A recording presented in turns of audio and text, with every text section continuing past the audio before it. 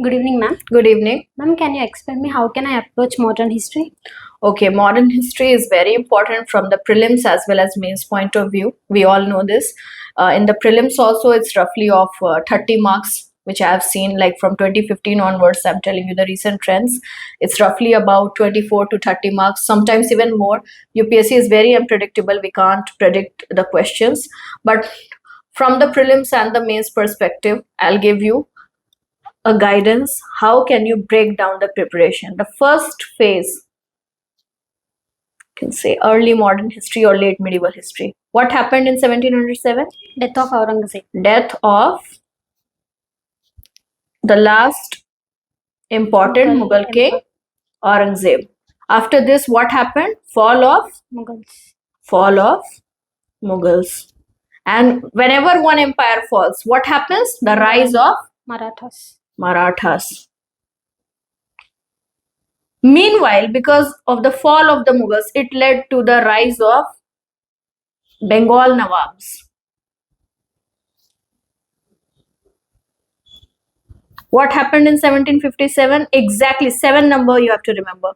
After 50 years of death of Aurangzeb, Battle of Plassey. Battle of Plassey. The game-changing event in our modern history. After this, the British started consolidating their foothold. Okay, and we'll see the Battle of Buxar. It happened in which year? 1762. Yes, 1762. These two events, like the game-changing events. Where is Buxar? Bihar. Okay, these two iconic battles. Further, this period we also saw Anglo-Maratha Wars, and before this Anglo-Mysore Wars. Many wars, but the British fought many wars, but the Anglo-Mysore one is very important. This one is the most important, and eventually it will culminate to 1857 Sepoy Mutiny, which is also known as what? First struggle of our independence. First struggle